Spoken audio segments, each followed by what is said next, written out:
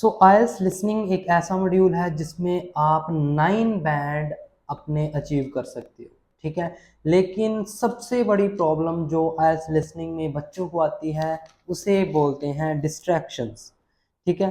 Distractions मतलब listening module में examiner बहुत से ऐसे पॉइंट्स आते हैं पूरी लिसनिंग में जहाँ पे वो आपको डिस्ट्रैक्ट करता है, बोलता कुछ है लेकिन आंसर कुछ आ जाता है, ऑप्शंस दोनों ही होते हैं, बच्चे हो जाते हैं कंफ्यूज। तो आज की इस वीडियो में मैं आपको तकरीबन 8 से 9 ऐसे एग्जांपल्स दिखाऊंगा और आपको बताऊंगा भी कैसी कैसी डिस्ट्रैक्शंस आप फेस करोगे एक लिसनिंग मॉड्यूल में। तो वीडियो को बहुत अच्छे से देखना। अगर आप अपना स्कोर 7+ बैंड तक लिसनिंग में लेना चाहते हो, 8 या 9 लेना चाहते हो, तो ये बहुत इंपॉर्टेंट पार्ट है लिसनिंग में। अगर ये चीज आपने दूर कर दी, इस चीज की आपको प्रॉपर अंडरस्टैंडिंग होगी, तो लिसनिंग में कोई भी बंदा आपको 7+ जाने से नहीं रोक सकता, ठीक है। तो वीडियो को करते हैं स्टार्ट, एग्जाम्पल वाइज सारा कुछ करेंगे। तो सबसे पहले मैं एग्जाम्पल नंबर फर्स्ट से स्टार्ट करता हूँ, just wait a minute. Example number first है नंबर्स, मतलब ऐसी डिस्ट्रैक्शंस जिसमें नंबर्स आपको डिस्ट्रैक्ट करते हैं, ठीक है। कोई भी नंबर हो सकता है। चलिए एग्जाम्पल देखते हैं। ये जो लाइन है ये वो लाइंस है जो आपको सुनाई देगी लिसनिंग में, तो अच्छे से देखना भी कैसे कैसे चीजें आपको डिस्ट्रैक्ट करेंगी, सही आंसर क्या है, गलत क्या है, सब कुछ आपको बताऊंगा। सबसे पहले देखिए, मान आपको लिसनिंग में ऐसे डिस्ट्रैक्ट किया जाएगा, नंबर्स कैसे डिस्ट्रैक्ट करते हैं। लिखा यहाँ पे देखो, the meeting was scheduled for 5 PM। पहले मान लीजिए किसी ने भी आपके, मान लीजिए दो बंदे बातें कर रहे हैं, एक बंदा उसको कह रहा है मीटिंग का स्केड्यूल कब है, तो वो कह रहा है मीटिंग वो स्केड्यूल्ड फॉर 5 PM। बच्चे ने सुन लिया 5 PM। ऑप्शंस ये होते हैं, what time is the meeting, 5, 6, 7, 8। सबसे पहले जो भी बच्चे ने सुना होता है बच्चा तो वही लगा देता है, ये 5 PM। बच्चा आगे ध्यान ही नहीं देता। लेकिन फिर वो क्या करती है, बट देखो ऐसे कॉन्ट्रैक्शंस लगा देते हैं, बट हाउएवर एक्चुअली ऐसी चीजें लगाकर आंसर करते हैं चेंज। फिर क्या बोला, but it's actually been move to 6।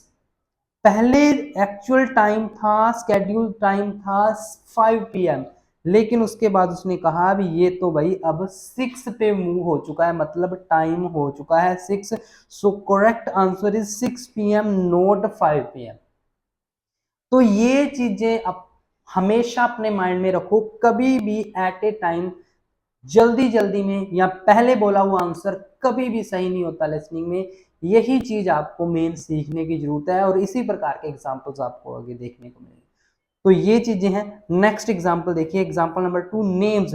कैसे नेम आपको डिस्ट्रैक्ट करते हैं, नेम कैसे डिस्ट्रैक्ट करते हैं। मान लीजिए किसी ने कोई भी नेम बोला, पहले कुछ बोला बाद में कुछ बोल दिया। एग्जांपल देखते हैं कैसे।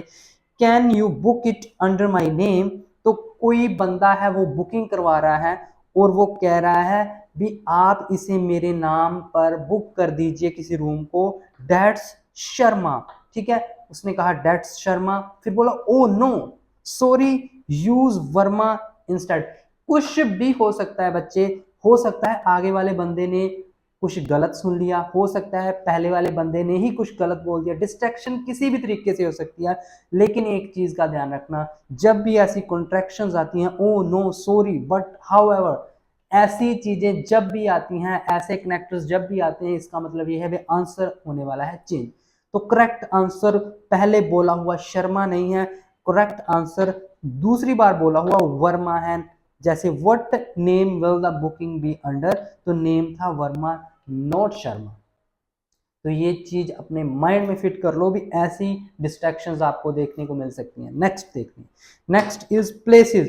कई बार प्लेसेस के नाम पर भी आपको डिस्ट्रैक्ट किया जाता है, कुछ बोलकर प्लेस का नाम कुछ हो सकता है। एग्जांपल देखिए, let's meet at city library. उसने कहा चलो सिटी लाइब्रेरी में मिलते हैं। बच्चे ने पहली बार में ही साइड पे लिख दिया सिटी लाइब्रेरी ही आंसर आएगा, लेकिन उसने क्या कहा, actually the cafe opposite the library would be the better.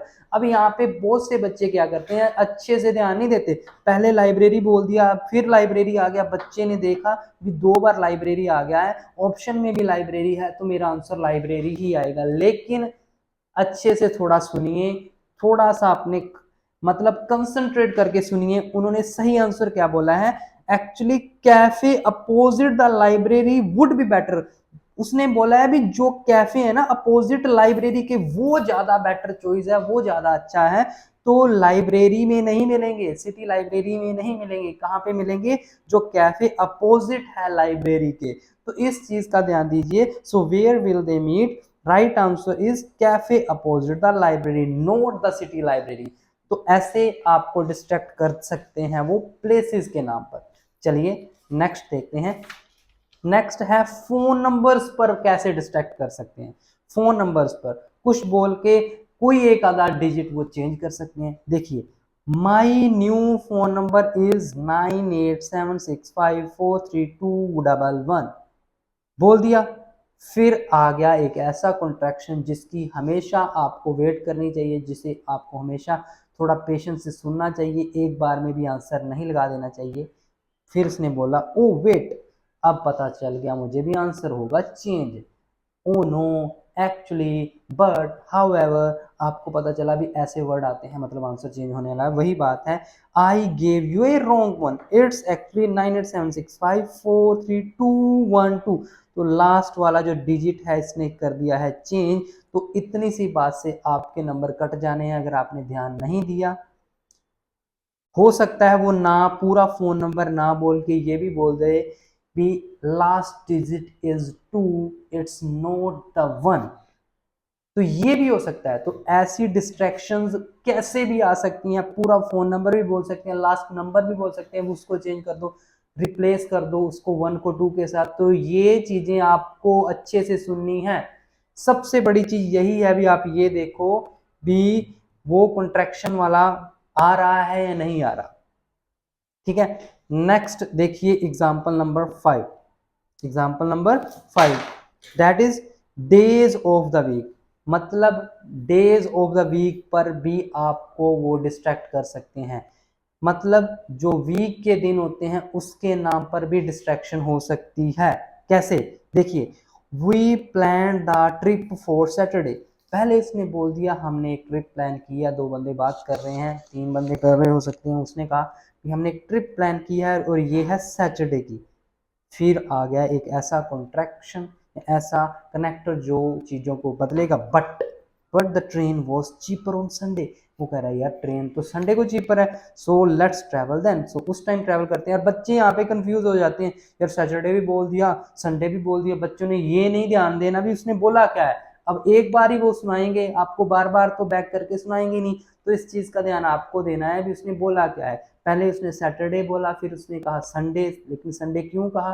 क्योंकि उस दिन ट्रेन चीपर है। तो सही आंसर क्या आएगा इस क्वेश्चन का? व्हेन विल दे ट्रैवल, कब ट्रैवल करेंगे? वो संडे को करेंगे, ना कि सैटरडे को। ये चीज अपने माइंड में फिट कर लो, ये चीज फिट कर लो।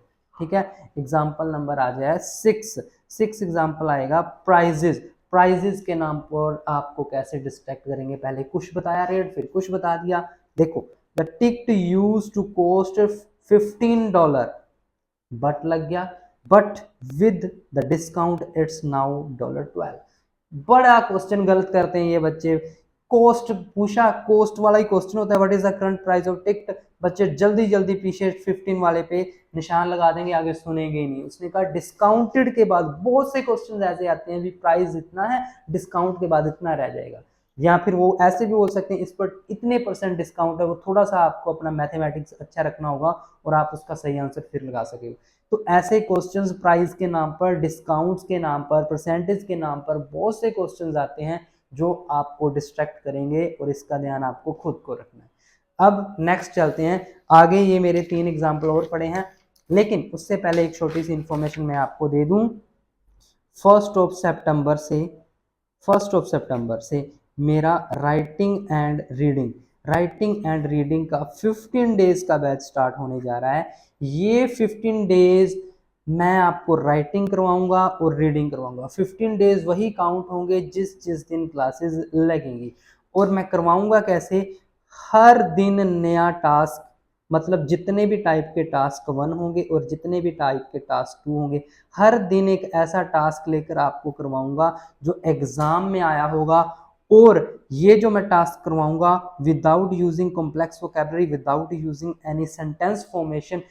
मतलब कैसे बिल्कुल बेसिक इंग्लिश यूज कर कर आप 7+ जाओगे, जैसे मेरी वीडियोस आपने देखी होगी उस प्रकार से राइटिंग आपको पूरे 15 दिन में करवा दूंगा, ये मेरी गारंटी है। और दूसरी तरफ रीडिंग में हर दिन एक अलग क्वेश्चन टाइप, आज फिलअप कर लिए, कल list of heading, then matching, then true false, ऐसे 15 डेज प्रॉपर स्ट्रेटजीज बताऊंगा अलग अलग क्वेश्चन टाइप की। और इतना आपको लाइक बढ़िया कर दूंगा रीडिंग में, आपको रीडिंग इतनी आसान लगनी स्टार्ट हो जाएगी, आप खुद बोलोगे भी सर हमने इतने इंस्टीट्यूट ज्वाइन किए, इतनी वीडियोस देखी, लेकिन ऐसी क्लास और ऐसी लाइक टेक्निक्स हमें किसी ने नहीं बताई।